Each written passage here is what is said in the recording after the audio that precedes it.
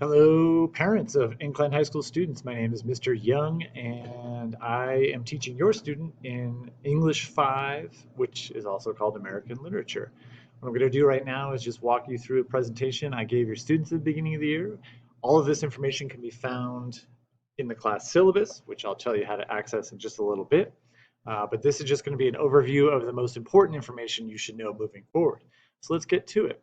So, this is American literature. What is it? What are we going to be studying?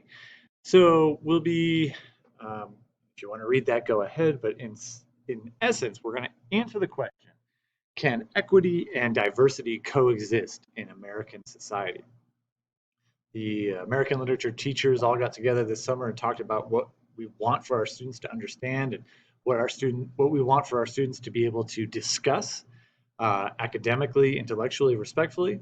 And by reading literature from throughout American history, we want them to be able to look at this question: can equity and diversity coexist in American society? Not just today, but throughout its history. How well has it have the two coexisted? And be able to speak to that at length.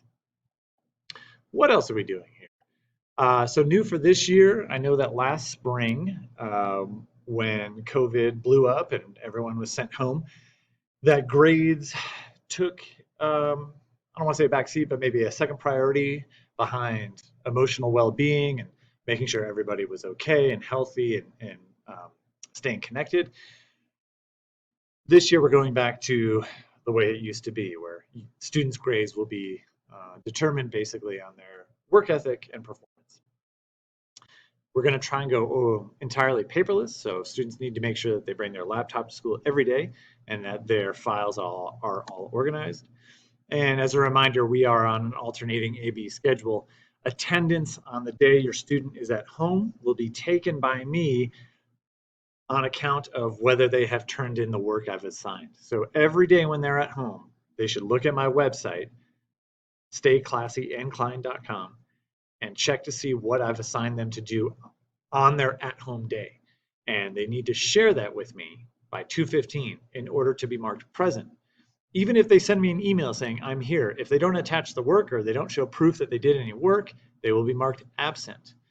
You can only have 10 absences over the course of a semester before you become in danger of losing your credit for that semester. So it's really important that students know this and that you know. So we'll be delving into the three columns of American existence: cultural, political, and philosophical insights. And we'll do that by reading literature. I'm also hoping that they develop their maturity when they communicate, because if they become effective communicators, they'll get what they want in life. You and I can testify to that ultimate truth that if you can effectively communicate, the world is open to you. So I want them to be able to do that, not just because I think it's important to read American literature and be able to discuss American literature, but also when they move on, even if they have nothing to do with literature for the rest of their lives, if they're able to communicate effectively, they'll be in good shape. Besides, where else are you going to read about stuff that's generally a no-no in other classes? Speaking of which, we're going to be going through a lot of American history, which isn't always pretty. There are some rather mature themes. So please, if you have any issue with some of the themes we talk about and some of the history we go over and some of the literature we read, get in touch with me. I promise you that we'll be discussing this in an academic and mature and intellectual way. But still, if you have problems with it or you're uncomfortable, email me and I'll come up with an alternative work. So we're going to break down the semesters this way. The first semester will be covering Native American literature, not just traditional, but contemporary. We'll be going over the founding fathers, the documents that basically made our country. And then we'll be talking about Black American literature, not just slave narratives, but contemporary literature as well. Semester 2 will be going through Latina and Latino American literature, again, traditional as well as contemporary. We'll be going into women's lit, then Asian American lit, and that'll be the year. That's how it's broken down. And although it doesn't align perfectly with history, it does mirror a lot of the units that they're taking in US history. So as we are reading Native American traditional literature, they're also going to be reading about the start of this country as it is today in US history and so on and so forth. Okay, like I explained before, if you have any issues with what we're covering in this class, please let me know. Students should have a binder or a folder to keep documents in, and they should also, like I said, have their laptops and files all organized. This is how grades break down, nothing new.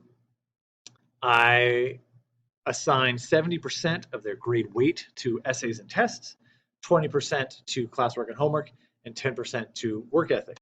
85% of the work, sorry, all of the work they do up until the semester exam will constitute 85% of their grade. The semester exam is worth 15%. The best way to keep it up to date with everything going on in my class is to go to stayclassyincline.com. That's my website.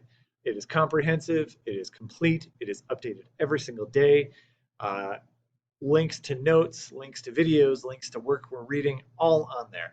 A student should be able to miss my class and still go to my website and not miss a thing. If students are tardy, they'll miss out on valuable class time. This is how late work works.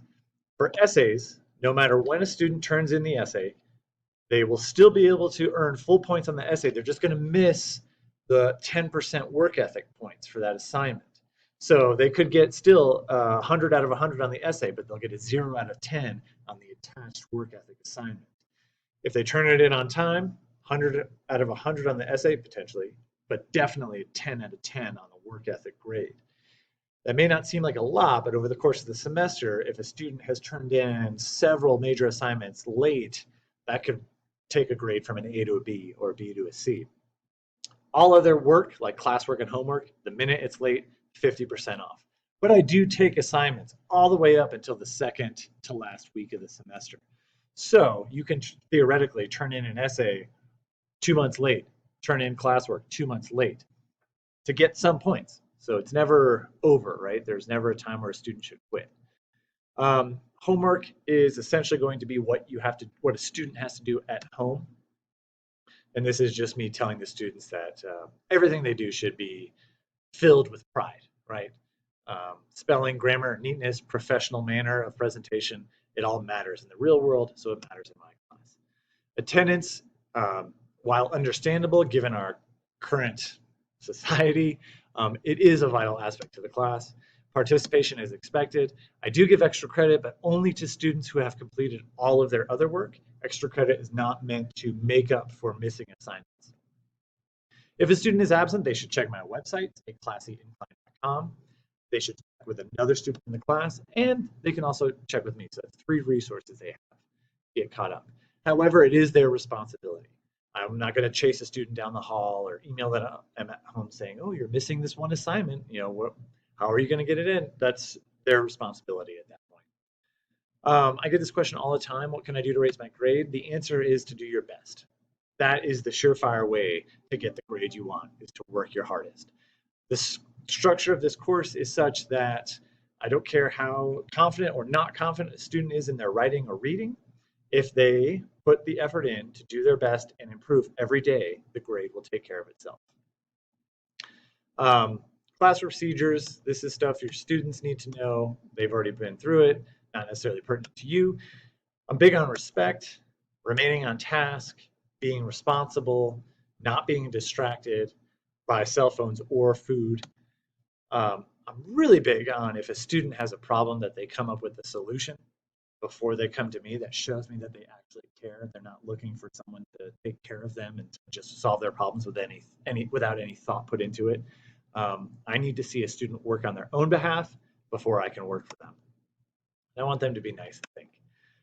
This is all just basically saying that if I have to have continual conversations with your student about their behavior in class, it becomes the administrator's issue, and they will no doubt be contacting you for in-person meetings. This is how to get in touch with me. My email address is neil.young@waukeshoschools.net. Like I said, my website, stayclassyincline.com. If you have any questions at any point throughout the semester, please don't hesitate to get in touch with me. Stay safe. Thanks for listening. If you need to reference this anymore, just go to my website and download a copy of the class syllabus. All of this information is on there. In fact, that was one of your students' first assignments, was to have you look at the syllabus and email me letting me know that you've done so. So if this is the first you've ever been seeing this information, you know for a fact that your student is already missing one assignment. Anyway, take care, you guys. Thanks for watching.